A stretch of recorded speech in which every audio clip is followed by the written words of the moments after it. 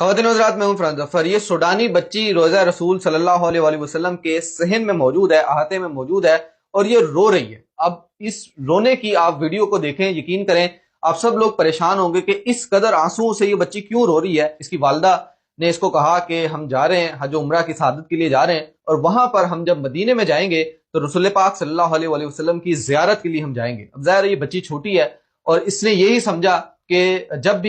جب میں جاؤں گی رسول پاک صلی اللہ علیہ وآلہ وسلم کی زیارت کے لیے تو وہ مجھے ملیں گے، میں جاؤں گی اور روزہ رسول صلی اللہ علیہ وآلہ وسلم کے اندر جا کر میں ان سے مل کر آؤں گی۔ لیکن ظاہر ہے جب وہ گئی اندر، جس طریقے سے زیارت ہوتی ہے، اس کے بعد وہ باہر آ گئی، اور احاطے میں آ کر جب اس نے رونا شروع کیا تو اس کی والدہ نے پوچھا کہ آخر تم رو کیوں رہی ہو؟ تو یہ اپنی زبان میں اس والدہ کو بتا رہی ہے، جس کا مطلب یہ ہے کہ وہ یہ سوچ رہی تھی کہ رسول پاک صلی اللہ علیہ وآلہ وسلم مجھے ملیں گے، لیکن اسے یہ نہیں پتا تھا کہ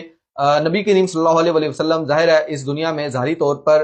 پردہ فرما گئے ہیں، اس طریقے سے موجود نہیں ہے۔ تو اس کی جب والدہ نے بتایا تو وہ رونا شروع ہوگی۔ اور اس حوالے سے مجھے ایک جو حدیث مبارک ہے اس میں میری تصحیح فرمائیے گا اگر یہ تھوڑا بہت اس میں کمی پیشی ہو، کہ نبی پاک صلی اللہ علیہ وآلہ وسلم نے فرمایا تھا اپنے صحابہ اکرام کو کہ تم سے بعد میں آنے والے جو لوگ ہیں ان کا ایمان بہت پختہ ہوگا، اور وہ آپ سے زیادہ ایمان والے ہوں گے، کیونکہ آپ سب نے تو مجھے دیکھا ہوا ہے ظاہری طور پر، لیکن وہ لوگ ہوں گے جنہوں نے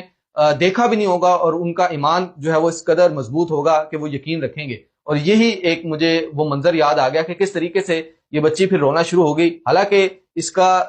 کا تمام ایمان ہے، اس کی والدہ نے بڑی اچھی ٹیچنگ دی ہوئی ہے، لیکن اس کے باوجود یہ بھی ہمارے لیے ایک ایسا لمحہ ہے کہ سوچا جائے کہ آج تک ہم نے واقعی یہ سوچ، ہم میں سے پتہ نہیں کسی کو یہ سوچ آتی ہے کہ نہیں کہ رسول پاک صلی اللہ علیہ وآلہ وسلم کو ہم ظاہری طور پر